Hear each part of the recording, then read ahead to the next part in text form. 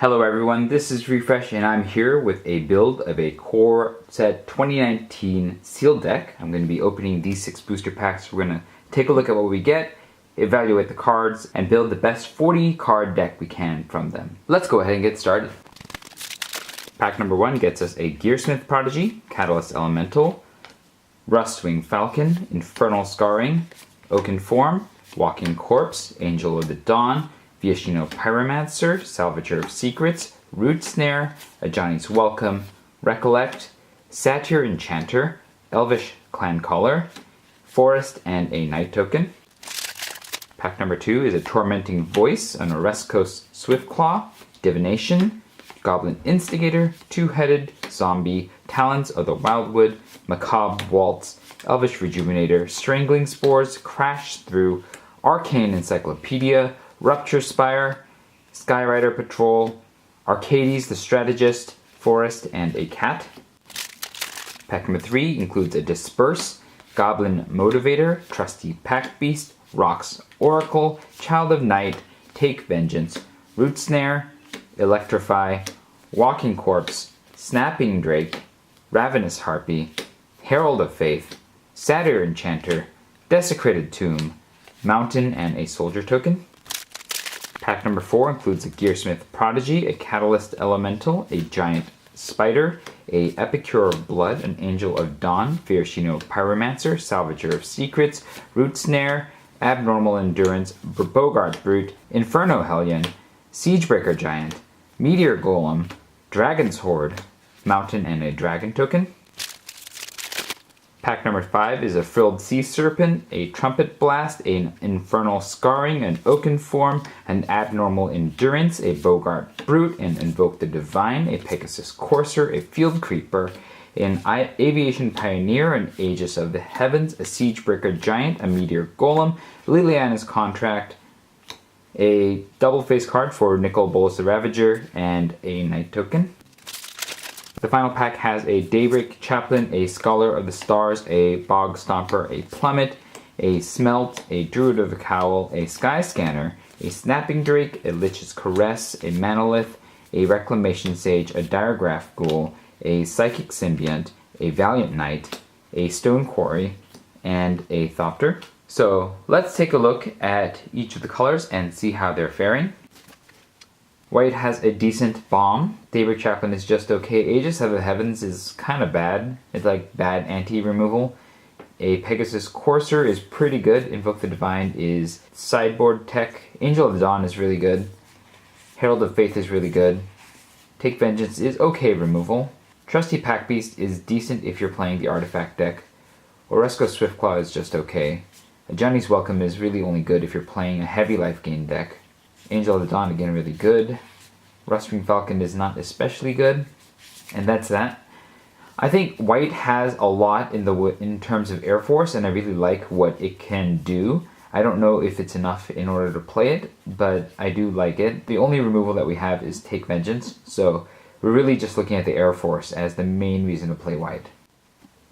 Now for blue, we have Snapping Drake, which is okay. Scholar of Stars is okay if you're playing the artifact deck and only so. Aviation Pioneer is okay.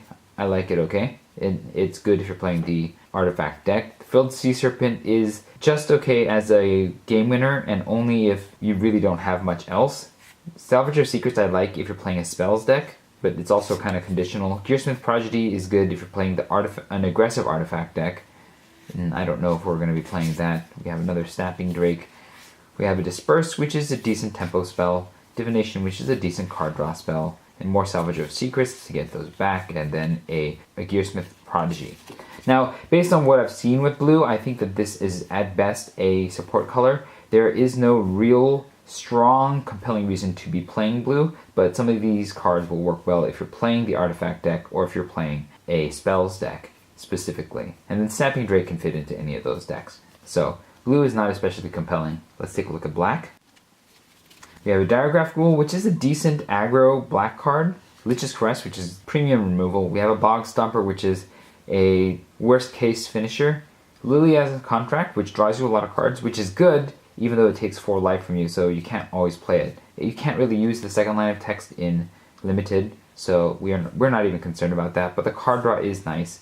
Abnormal Endurance is a decent trick, especially if you have cards that have Enter the Battlefield effects, but that's kind of the only case. Infernal Scarring, I've never really liked this card. But we have another Abnormal Endurance. Epicure of Blood is good if you're playing the life gain deck. I don't believe we have the tools for the life gain deck, so this is probably even worse than Bog Stopper for me. Ravenous Harpy is good if you're playing the Aristocrat style attack and sacrifice your creature style deck, and it can be quite good, so I'm going to keep this in mind. Walking Corpse is really not much of anything for us. Child of Night is also with the life gain deck, and that's probably about it. We have another decent removal spell in Strangling Spores.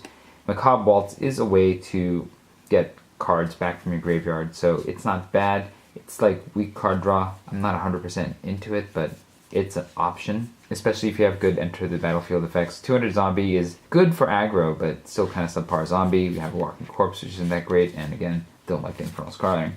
Black, it has enough to be a main color, but it's not a very good main color, and so really you want this for these three cards, the Strangle Spores, Lich's Crest, and Liliana's Contract. But since you have double black in both the Contract and Lich's Caress, this has to be a main color for you to play it. And so if there's another color that pairs well with this, whether life gain, and that's white, so that's not happening, or the Aristocrat style deck, and that would be with red, then this would be worth playing, but this is a secondary consideration right now.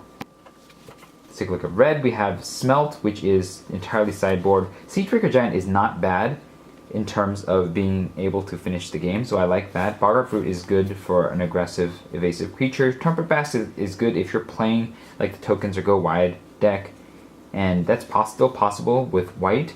Another Siegebreaker Giant. Inferno Hellion is kind of like a bad Lava Axe. I still might play it, but I'd rather play the Siegebreaker Giant. Boggart Fruit is again a good aggressive creature. And Viashino Pyromancer is not a terrible aggressive creature, like it does drain your opponent of life. Catalyst Elemental is only really if you're ramping, and there's not a lot of reason, I think, to play it right now. The Electrify is just straight up removal. I think Goblin Motivator fits very well in an aggressive shell, and so it's actually something worth considering playing. Crash Through, I think, is only good if you really need some way of finishing with damage, or you just need more spells, because it is a cantrip.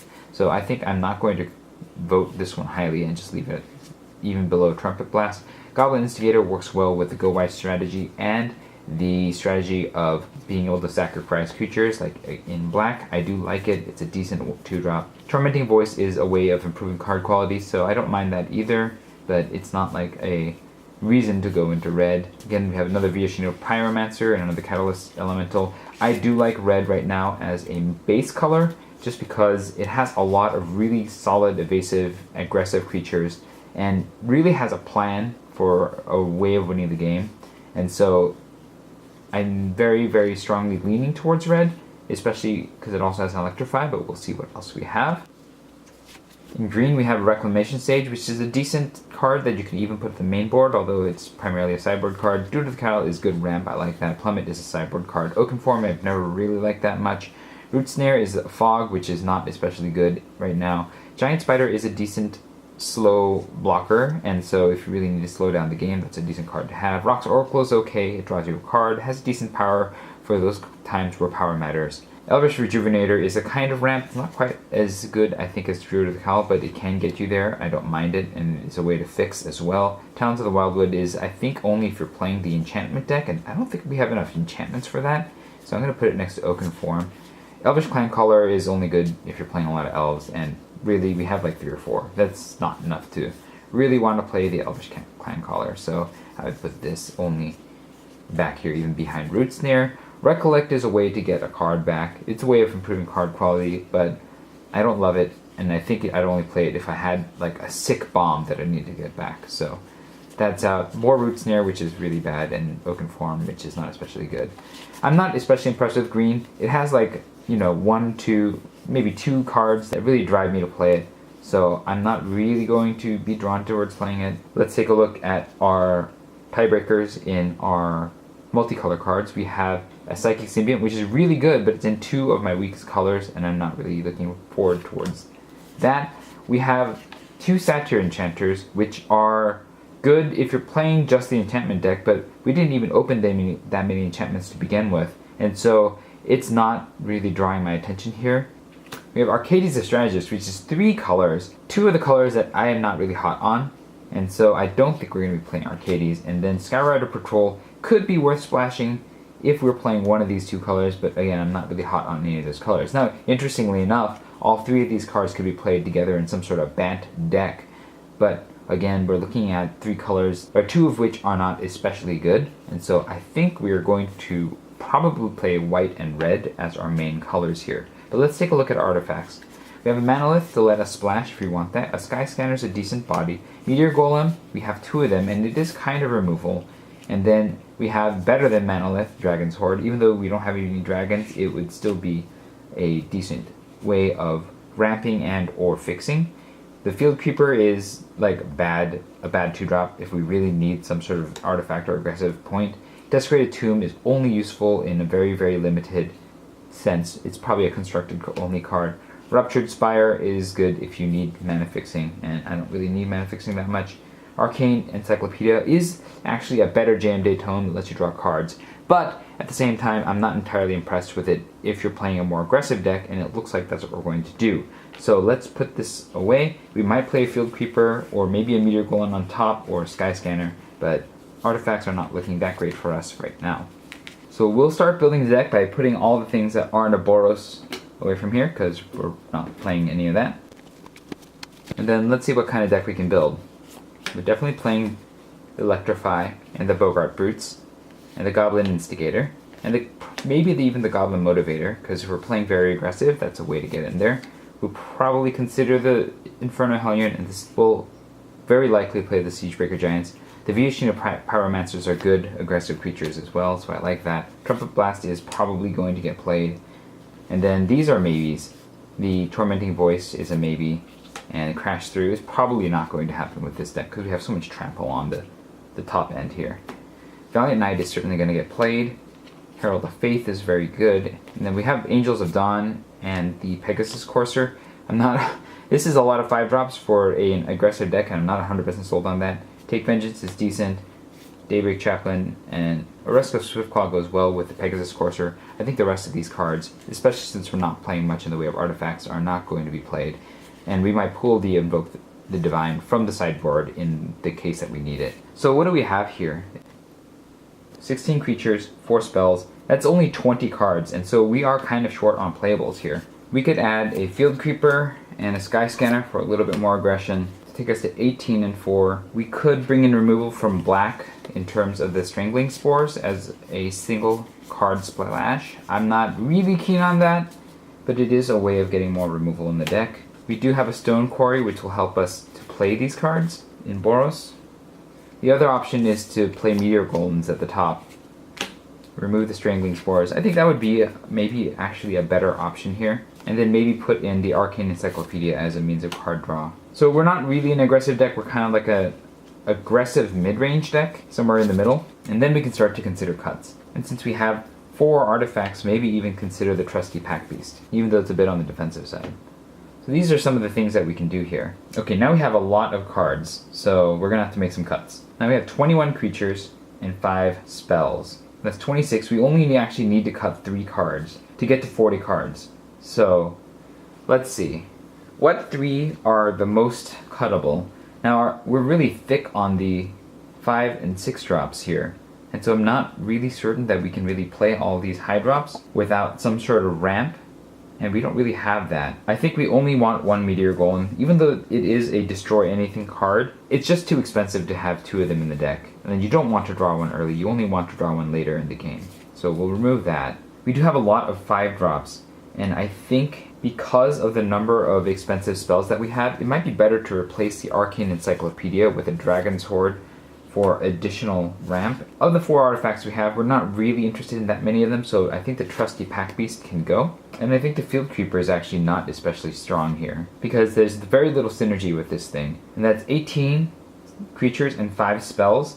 I think the Tormenting Voice will work towards the end as well to help improve our card quality by discarding a card and getting a better one, hopefully. And then the idea of this deck would be to be aggressive on the start, and then once the board stalls, try to use the Angels of Dawn, the Flyers, or the Siegebreaker Giants to push through We have a bit of removal in the Meteor, Golem, and Electrify, and Take Vengeance. It's not a lot. And then the Dragon's Horde is there to sort of power us towards our 5 and 7 drops so that we can play them as kind of like an extra land. And then Trumpet Blast, if we get board stalled, to sort of push through for the win.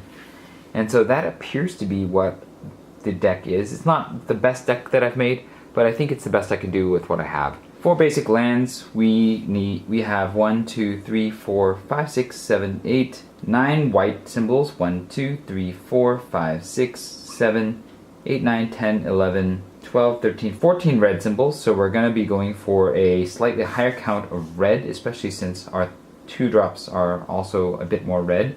And so we have the Stone Quarry to act as 1 of each, and I think we're going to split the last 16 lands between 9 mountains and 7 plains. So here's 7 plains and 9 mountains, and that is the deck. Let me know about your thoughts with this deck and what you would have done differently. If you were thinking about playing the bad colors because of all this synergy in terms of colors here, or if you would have built even this deck in a different way. If you enjoyed this video, hit like. If you'd like to see more such videos, hit subscribe. This is Refresh. Thanks for watching, and I will see you next time for another sealed deck build.